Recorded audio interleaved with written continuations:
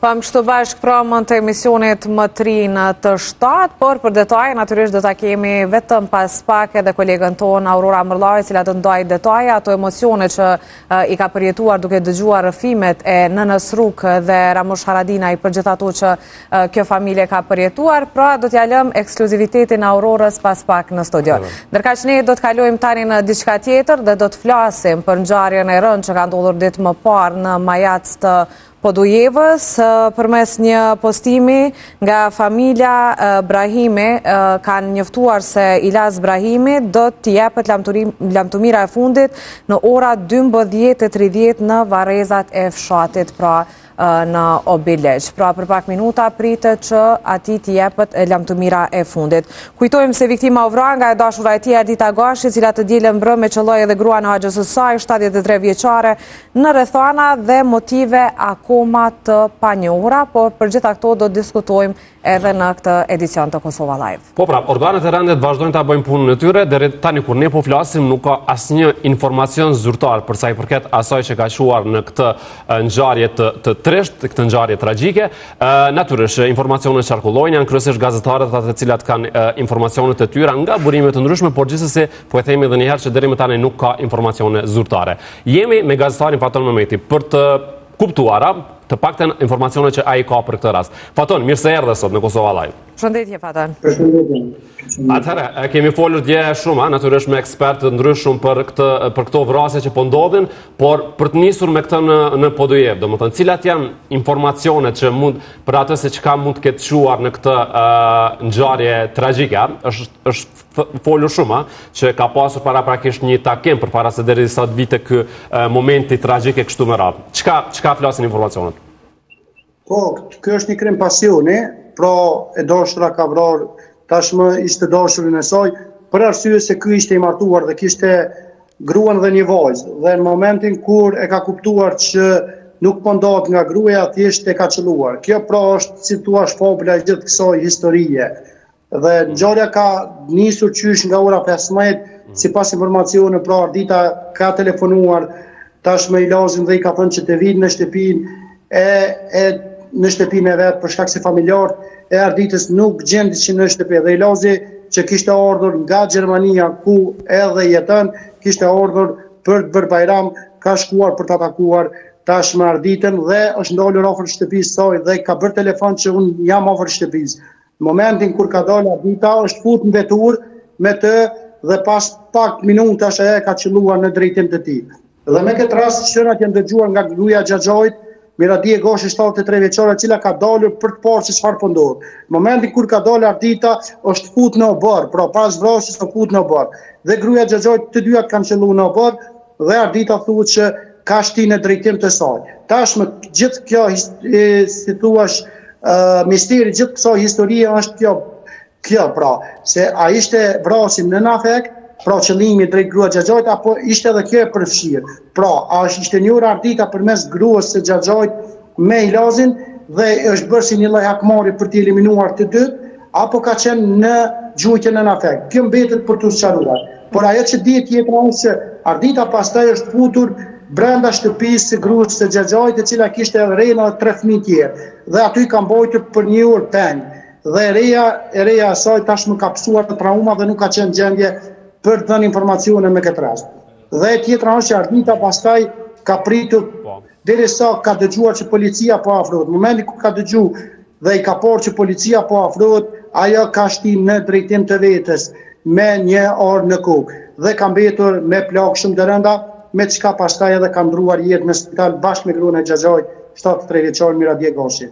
Po, ky takimi që ishte para akti, ka qenë një takim me tension, domethënë çka dihet për këtë Faton. Dhe e ndjera do të thotë, a kishte këtë informacion, a dinte që ai ishte i martuar apo ishte pikërisht kjo dita kur është marrë vesh ky lajm?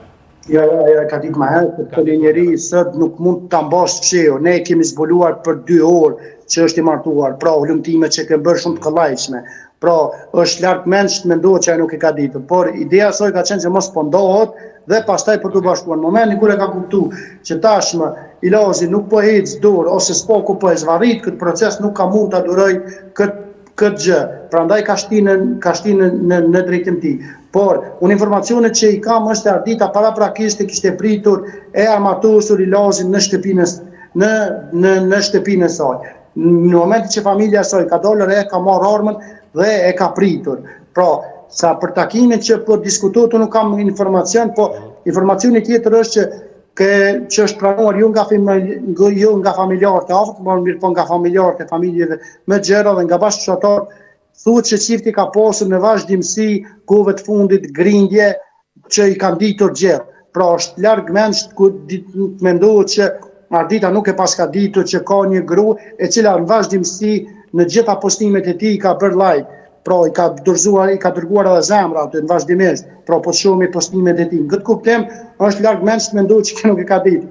Mirë po ka menduar që mos po ndodh dhe në momentin kur Ilazi është kthyer me haberin ose me lajmin që tashmë lidhja vetëm është në përfundim dhe unë do të rikthejmë familje, kjo e ka qëlluar në drejtim tim.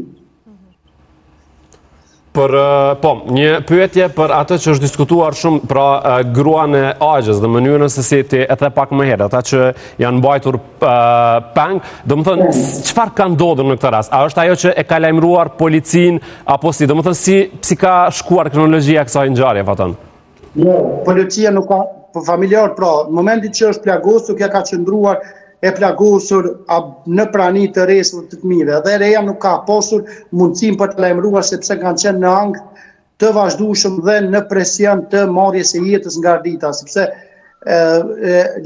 një fqinjet e kanë lajmëruar kur e kanë pa viktimën në vetur. Pra, kalimtar, fqinjet e kanë pa viktimën dhe e kanë njoftuar policinë. Policia me të ardhur e kanë gjetur fillimisht viktimën, pastaj janë futur në bërë. Momentin kur janë futur në bërë, që janë afruar afër shtëpisë, Ardita ka parë policinë dhe ka qelluar në drejtim të vetës. Por, misteri po them prapë, gjithë këto historia është grua Xhaxhajt, a ka qenë ajo e përfshirë në këtë histori dhe cili ka qenë roli i saj?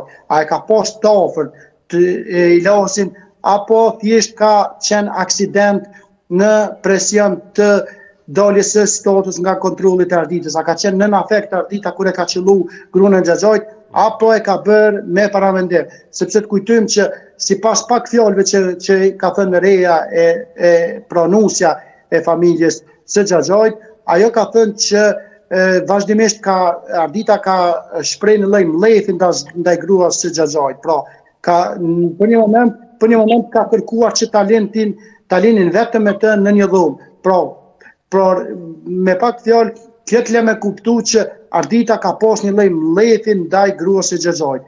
Dhe tashmë nuk po dihet se cili ka qenë roli i saj në këtë histori. Mirë po në gjykimin tim, duke parë këtë, duke parë rastet më hershme, është shumë e mundshme që grua Xhaxhajt të ketë qenë si thua një lloj sitnie, ta ketë bërë një lloj njohje spaku, ti ketë afruar këta dy persona. Dhe prandaj Ardita kur e ka qelluar atë, ka qelluar personin tjetër, pra që ka qenë po thua sebepi që i ka bërë këta dy bashkë.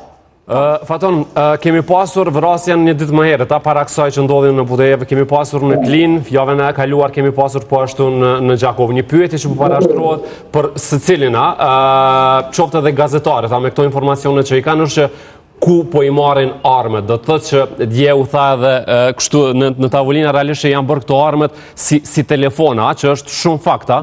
Ku po i marrin armët? Pse kaq lehtë qytetarët tanë janë duke pas shasje në armë? Po, fillimisht armë vinë nga Turqia të demoluara në Kosovë. Pastaj ka vende ku brenda në Kosovë ka vende ku armë pra bëhen të kompletuara, sepse vinë pjesë, nuk vinë armë si thua të kompletuar, po pjesa më e madhe vinë nga Turqia. Në Kosovë dikun janë mbi 300.000 armë në dur të qytetarëve, që i bie pavarësisht çdo i 5 ose çdo i 6 qytetar i Kosovës pra supozohet ta ketë një armë. Dhe është shumë kollaj për ta gjetur një armë, sepse janë këto grupet kriminale që kanë futur armë vazhdimisht. Një pjesë e madhe tyre janë futur nga Serbia deri sot, gjendja në veri nuk ka qenë e kontrolluar nga policia e Kosovës. Pra të kujtojmë që në veri janë dikon 70 rrugë kanë qenë ilegale, vetëm 2 rrugë legale, dhe për brenda këtyre 70 rrugëve janë futur një pjesë shumë e madhe nga Serbia e armëve ilegale. Dhe një pjesë e madhe kanë ardhur nga Turqia të demoluara, pastaj janë ka njerëz këtu që i kanë bërë situatë të gatshme dhe i kanë shit me çmime shumë më të larta dhe fitimi sigurisht ka qenë shumë i madh. Po nisur nga këto ngjarje që i cekët, nisëm nga rasti në Gjakov, aty pra ka qenë një lokal i cili ka punuar vetëm natën, ku pronari e ka vrarë tashmë thuhet se shokun e tij, sepse nuk ose e ka pasur shok në kuptimin e asoj që i ka lidhë shoqëria, apo i ka lidhë interesi. Ka qenë kryesisht ku janë shit shumë droga, substanca narkotike dhe thuhet sipas informacionit që pikërisht kjo ka qenë si thua çështje pazari për drogën, për çka dhe ka ndodhur vrasja. Derisa rasti në Klinë është një rast shumë më sensitiv, pra më ndjeshëm në kuptimin që vllai që e ka vrarë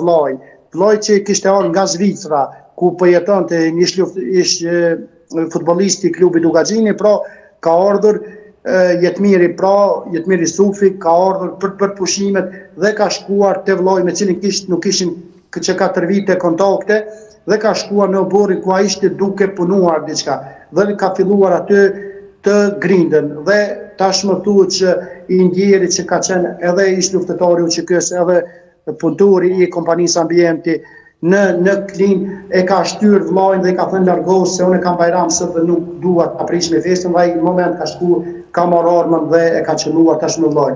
Por për këtë rast thuhet që konteksti pronësor i një shtëpie që është nga babai i tij, sepse këta janë vetëm 2 vëllezër, thuhet që konteksti pronësor i një shtëpie ka qenë si thua ndërkohë edhe krejt e fundit çka dihet për plagosjen brëm në Prishtinë, në rrugën Ve? Po, është arrestuar të midisuar për disa kamera që është bërë, sepse ka qenë tashmë i plagos 3 inspektor i policisë Kosovës dhe ka shkuar për disa kamera që thuhet që i ka kërkuar për një rast, për të tuar një rast. Dhe në momentin kur aty kanë filluar si thua grindjet dhe ka qelluar në drejtim tim, po fatmirësisht tashmë inspektori është në gjendje stabile, ndërsa i dyshuari është dërguar në mbrojtje për 48 orë, plecat sqarohen rrethonat, po thuhet që për një rast hetimi për disa kamera ka ndodhur gjithë kjo plagosje. Me detaje tjera do të mund të aranzhohemi si thua në vazhdimsi dhe besoj që do të kemi informacione më vollshme.